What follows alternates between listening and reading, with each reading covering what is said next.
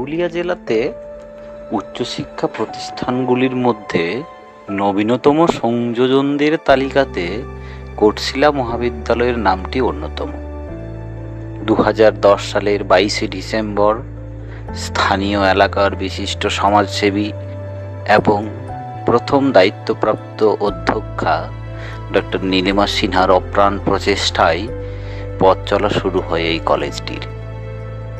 স্থানীয় বিশেষ সমাজদরদী মানুষ হিসেবে শঙ্কর মাহাতো মহাশয় এগিয়ে আসেন এবং তার ব্যক্তিগত 15 বিঘা জমি দান করেন কলেজের নামে, যে জমির উপর প্রতিষ্ঠিত আজকের কোটশিলা মহাবিদ্যালয়। কলেজটি পথ চলা শুরু করে 3টে বিষয়ে অনার্স নিয়ে বর্ধমান বিশ্ববিদ্যালয়ের অধীনে। পরবর্তীকালে 2011 সাল থেকে সিধু কানু বিরসা বিশ্ববিদ্যালয়ের পুরুলিয়ার অধীনে আজ 8টি বিষয়ে পড়াশোনা চলছে। 2024 শিক্ষাবর্ষ থেকে 8টি বিষয়ে অনার্স তথা মেজর কোর্স হিসেবে আমাদের পড়াশোনা শুরু হতে চলেছে। যে 8টি বিষয় এখানে পড়াশোনা করা হয় সেগুলি হলো বাংলা, ইংরাজি, কুড়মালি,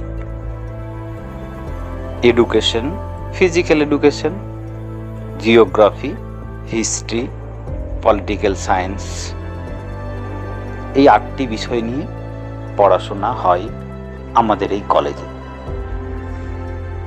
আমাদের কলেজে রয়েছে পড়াশোনার দিক থেকে এক সুন্দর নিরিবিলি মনোরম পরিবেশ, যা একেবারে শহুরে কোলাহল থেকে অনেকটাই দূরে।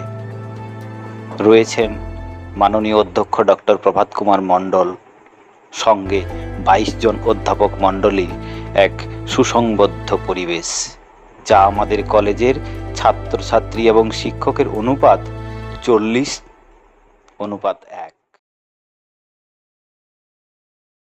নমস্কার, আমি এই কলেজের অধ্যক্ষ ডক্টর প্রভাত কুমার মণ্ডল।